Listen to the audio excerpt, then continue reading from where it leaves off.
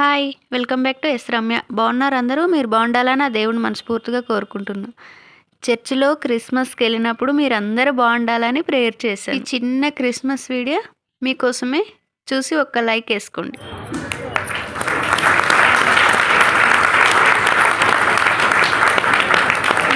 ఏంటి మా రమ్య ఒకరోజు చర్చ్ అంటది, ఒకరోజు అయ్యప్ప స్వాములు అంటది, ఏ దేవుడిని నమ్ముతుంది అనుకుంటారా?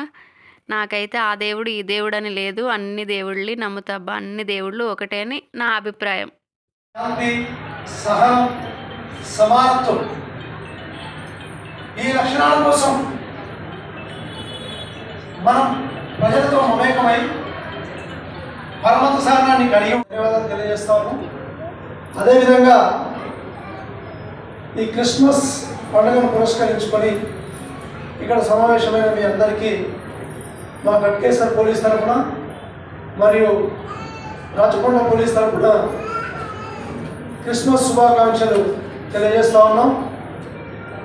ముఖ్యంగా 2 మాటలు చెప్పమని పెద్దవాళ్ళు అడిగింది కాబట్టి నాకు తెలిసిన విషయాల్ని మీతో షేర్ చేసుకోవాలని అనుకుంటున్నాను.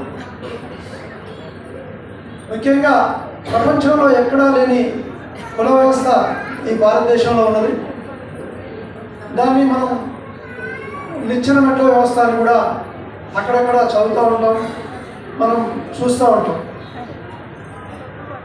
ఈ వ్యవస్థలో ఒక మనిషి తక్కువ, ఒక మనిషి ఎక్కువ అనేటువంటి భావనను ఛేదించి